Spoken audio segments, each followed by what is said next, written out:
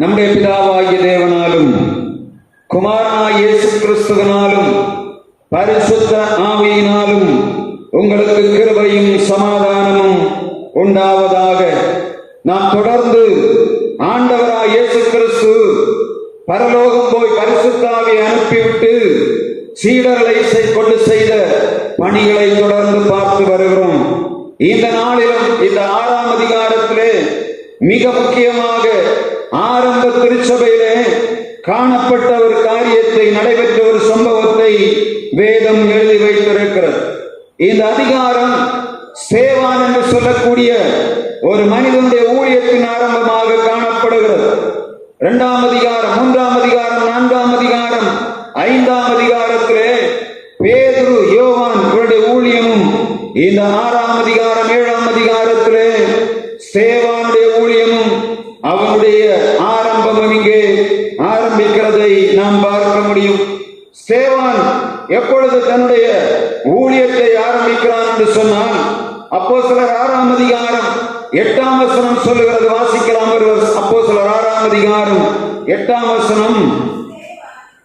சேவான் விசுவாசத்தினாலும் வல்லமையினாலும் நிறைந்தவனாய் ஜனங்களுக்குள்ளே பெரிய அற்புதங்களையும் அடையாளங்களையும் செய்தான். ஆதி அப்போஸ்தல சபையிலே அடையாளங்கள், அற்புதங்கள் அப்போஸ்தலர் மூலமாக திரளாக செய்யப்பட்டது. இந்த 6ஆம் அதிகாரத்திலே 1ஆம் வசனம் சொல்லுகிறது, சீடர்கள் பெருகின போது அங்கே ஒரு குழப்பம் உருவாகிறது. என்ன குழப்பம்? கிரேக்கருக்கும் யூதருக்கும் அங்கே வேறுபாடு, அவர்களுக்குள்ளே ஒரு முறுமுறுப்பு உருவாகிறது. வேதம் எழுதுகிறது. எப்படி? அந்த சீடர்கள் பெருகின போது கிரேக்கர்கள் தங்கள் விதவைகள் விசாரிக்கப்படவில்லை என்று சொல்லி யூதர்களுக்கு விரோதமாக, எபிரேயர்களுக்கு விரோதமாக முறுமுறுக்கிறதாக வேதம் சொல்லுகிறது. இப்பொழுது சபை பெருகும் போது ஆண்டவருடைய வல்லமை வெளிப்படுவதற்கு பதிலாக அங்கே பிரிவினை ஆரம்பிக்கிறதை நாம் பார்க்க முடியும். யூதர்களுக்கும் கிரேக்கர்களுக்கும், அதாவது எபிரேயர்களுக்கும் கிரேக்கர்களுக்கும் ஒரு சின்ன காரியத்திலே முறுமுறுப்பு உண்டாகிறது. அவர்கள் சொல்லுகிறார்கள், கிரேக்கர்கள் சொல்லுகிறார்கள், எங்கள் விதவைகளை நீங்கள் திட்டமாய் விசாரிக்கவில்லை, ஏனோ தானோ என்று நடத்துகிறீர்கள் என்று சொல்லி அங்கே முறுமுறுப்பு ஆரம்பிக்கிறதை வேதம் சொல்லுகிறது. திருச்சபை வளரும் போது முதலாவது ஆதி அப்போஸ்தல சபையிலே முறுமுறுப்புகள் இருந்தது. இப்பொழுதுதான் ஒரு ஊழியத்துடைய ஒழுங்கு உருவாக்கப்படுகிறதை நாம் பார்க்க முடியும். அப்போஸ்தலர் 6ஆம் அதிகாரம் 2ஆம் வசனம் சொல்லுகிறது, அப்பொழுது இவர்கள் எழும்பி சொல்லுகிறார்கள், சகோதரர்களே, எங்களுக்கு ஊழியத்தை செய்வதற்காக ஆண்டவர்களை தெரிந்து கொண்டிருக்கிறார். எனவே இந்த பந்தி விசாரிப்பது எங்களுக்கு தகுதியாயிருக்குமா என்று தெரியவில்லை. ஆண்டோடைய வசனத்தை நாங்கள் விதைக்க வேண்டும் என்று சொல்லி அவர்கள் தீர்மானம் பண்ணி பொது சபையை கூட்டுகிறார்கள். அப்போஸ்தலர் 6ஆம் அதிகாரம் 2ஆம் வசனம் சொல்லுகிறது, வாசிங்க. அப்பொழுது சீடர் கூட்டத்தை வரவழைத்து, நாங்கள் தேவ வசனத்தை போதியாமல் பந்தி விசாரணை செய்வது தகுதியல்ல. இங்கே இவர்கள் ஆதி அப்போஸ்தல சபையிலே தகுதியான ஊழியத்தை அவர்கள் செய்யும்படியாக ஒரு காரியம் உருவாகிறது. எப்பொழுது உருவாகிறது? சபையிலே முறுமுறுப்பு வந்த உடனே இவர்கள் யோசிக்கிறார்கள், திருச்சபை வளர்கிற நேரத்திலே அது சிதறி போகக்கூடாது என்பதற்காக இப்பொழுது ஒரு ஊழியத்தை அவர்கள் செய்கிறார்கள். இன்றைக்கு திருச்சபைகளிலும் இதை அடிப்படையாக கொண்டுதான் நம்முடைய ஊழியங்கள் நடைபெற்று வருகிறது.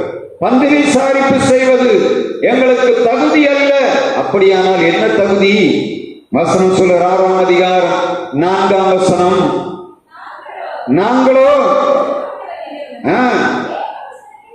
வேத வசனத்தை போதிப்பதிலும் ஊழியத்திலும் தரித்திருப்போம் என்று சொல்லி அவர்கள் சொல்லுகிறார்கள். இந்த பந்தி விசாரிப்பு செய்வது எங்களுக்கு தகுதி அல்ல, எனவே நாம் ஒரு 7 பேரை தெரிந்தெடுப்போம் என்று சொல்லி அவர்கள் 7 பேரை தெரிந்தெடுக்கிறார்கள். இவர்கள் சொல்லுகிறார், நோக்கம் என்ன? செய்து கொண்டிருந்தோம் என்று சொன்னால் நாங்கள் தேவ வசனத்தை விதைக்க முடியாது, அவருடைய அதிசயங்களை வெளிப்படுத்த முடியாது, அவரிடத்திலே காத்திருக்க முடியாது என்பதை அவர் தெரிந்தபடியினாலே அவர்கள் இங்கே 7 பேரை தெரிந்தெடுக்கிறார்கள். 7 பேர்ல ஒரு ஆள் தான் யாரு? ஸ்தேவான். முதலாவதாக இரத்த சாட்சியாக மரிக்கும்படியாக ஒப்புக் கொடுக்கப்பட்ட ஸ்தேவான் எப்பொழுது இந்த 12 சீடர்கள் மூலமாக 7 பேராக தெரிந்தெடுக்கப்பட்டவர்களிலே முதலாவதானாக ஸ்தேவான் காணப்படுகிறான். அங்கேதான் 6ஆம் அதிகாரம் 8ஆம் வசனத்திலே வசனம் சொல்லுகிறது, ஸ்தேவான் பரிசுத்தாவியினாலும் வல்லமையினாலும் நிறைந்தவனாய் ஜனங்களுக்குள்ளே பெரிய அடையாளங்களையும் அற்புதங்களையும் செய்து கொண்டிருந்தான். இந்த சீடர்கள் கூட்டத்திலே 12 பேரை தாண்டி 13ஆவதாக ஸ்தேவான் மூலமாக மிகப்பெரிய அதிசயங்கள் அற்புதங்கள் நடந்து கொண்டிருக்கிறது. இந்த ஜனங்கள் பார்க்கிறார்கள், இப்படியே விட்டால் சரி வராது என்று சொல்லி அவளை திரும்பவும் தடை பண்ணுகிறார்கள். ஆனால் நடந்தது என்ன? அப்போஸ்தலனாகிய ஸ்தேவான் எழுந்து நின்று அவளுக்கு ஊழியம் செய்கிறான். முதலாவதாக எந்த கூட்டம்? அப்போஸ்தலர் 6ஆம் அதிகாரம் 9ஆம் வசனத்திலே சொல்லப்படுகிற வாசிக்கலாம். ஸ்தேவானுக்கு விரோதமாக எழும்பின 4-5 விதமான கூட்டம் அங்கே காணப்படுகிற வாசிக்கலாம். அப்போஸ்தலர் 6ஆம் அதிகாரம் 9ஆம் வசனம். அப்பொழுது லிபர்த்தீனர் எனப்பட்டவர்களும் சிரேனே பட்டணத்தாரும் அலெக்சாந்திரியா பட்டணத்தாரும் சிலிசியா பட்டணத்தாரும் ஆசியா தேசத்தார் அமைந்தவர்களுமானவர்கள் எழும்பி ஸ்தேவானுக்கு விரோதமாக தர்க்கம் பண்ணினார்கள். எளிதாக நாம் இந்த வசனத்தை வாசித்து விட்டு கடந்து போக முடியும். ஆனால் இங்கே வசனம், அடுத்த வசனம் சொல்லுகிறது, இவர் தர்க்கித்தவைகளை காட்டிலும் ஸ்தேவானுடைய ஞானம் விசேஷமாயிருந்தது. அவன் பரிசுத்தாவியினாலே நிறைந்தவன், வல்லமையினாலே நிறைந்தவன், ஆண்டவருடைய அடையாளங்களையும் அற்புதங்களையும் செய்யத்தக்க வல்லமை உள்ளவன் மாத்திரமல்ல, இந்த ஜனங்களுக்கெல்லாம் பதில் கொடுக்கக்கூடிய வல்லமை உள்ளவனாக ஸ்தேவான் காணப்பட்டான் என்று வேதம் சொல்லுகிறது. லிபர்த்தீனர்கள் சொல்லப்பட்டவர்கள் யார்? ரோம பேரரசிலே அடிமைகளாக இருந்த யூதர்கள். இவர்கள் விடுதலையான போது அவர்கள் நியாய பிரமாணத்தை கை கொள்ளுகிறவர்களாக இருந்தார்கள். கர்த்தர் கொடுத்த கிருபையை அவர்கள் பெற்றுக்கொண்டு இஷ்டம் போல வாழுகிறவர்களாக இருந்தார்கள். லிபர்த்தீனர்கள் சொல்லவர்கள் லிபர்டியன்ஸ் என்று தம் ஆங்கிலத்திலே சொல்லப்படுகிறது. இவர்கள் யார்? ரோம பேரரசினாலே அவர்கள் அடிமைகளாக்கப்பட்ட யூதர்கள்.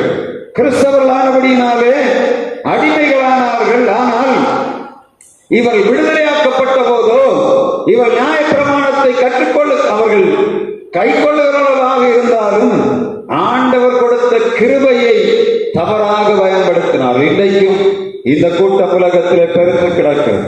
ஆண்டவர் எல்லா பாவங்களை மன்னிப்பார் என்று சொல்லி எல்லாவற்றையும் செய்துவிட்டு ஒவ்வொரு வாரம் வந்து ஆண்டவரே பாவங்களை மன்னியும் என்று சொல்லுகிறோம் அல்லவா? அந்த கூட்டம் தான் அது.